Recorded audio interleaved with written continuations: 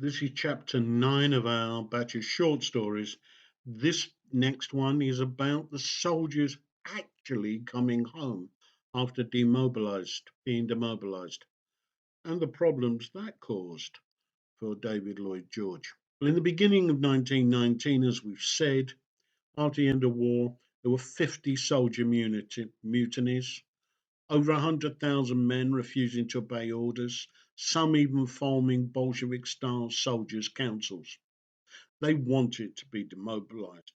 However, the scheme at the time introduced by Lord Derby meant that those who held important jobs before the war were released first. As they were the last to be sent to war, this meant last in, first out, and caused significant anger in the army, especially amongst those soldiers who'd been in the war since the beginning.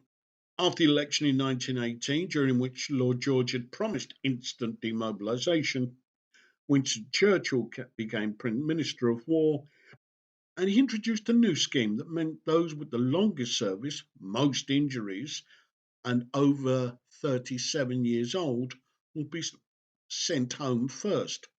This wasn't an act of generosity, it was mainly because he wanted to create a professional army to fight in Russia.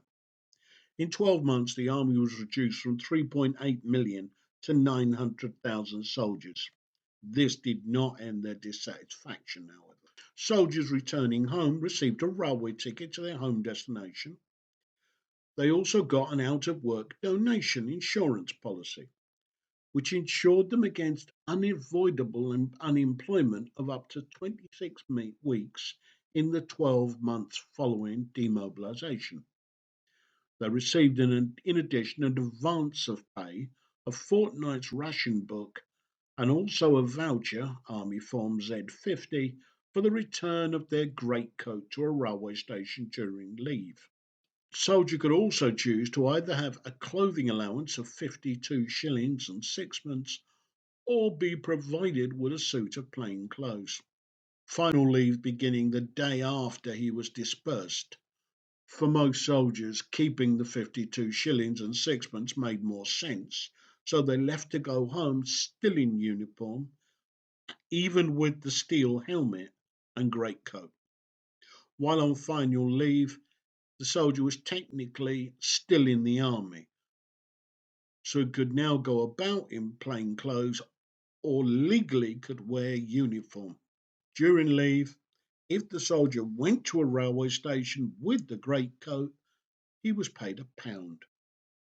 The fact was that the soldier was getting, even with insurance, less wages than anyone in work and had very little money when he arrived.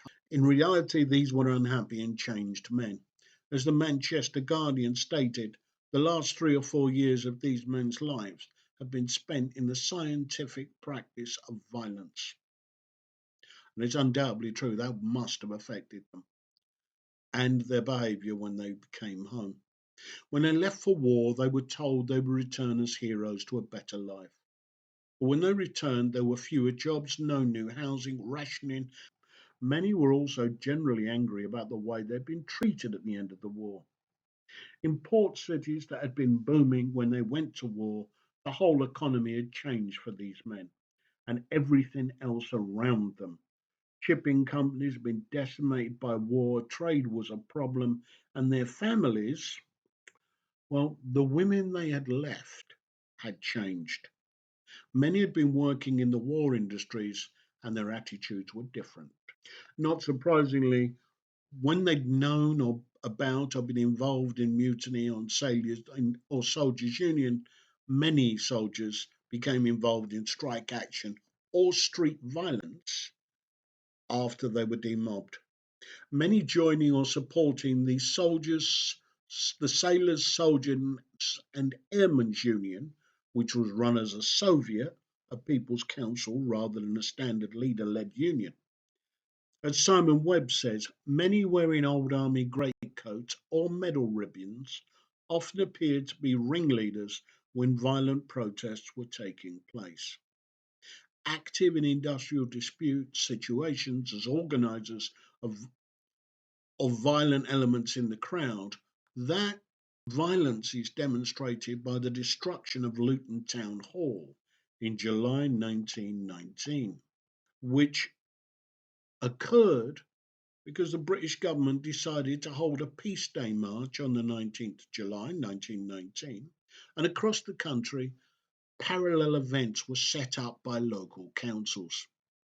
In Luton, the council decided to have a large amount of festivities, but they denied the Discharged Sailors and Soldiers Association the right to use a local park for religious service.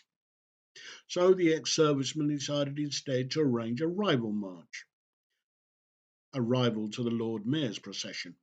The floats and bands of the Mayor's parade arrived at the town hall at the same time as a large group of ex-servicemen who demanded to know why their request to use Wardown Park had been denied. They were ignored, and as a consequence, the town hall was stormed and stoned.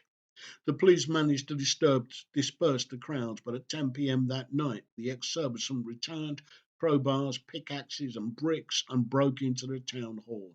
And despite the police presence, they burnt it to the ground, joined by civilians.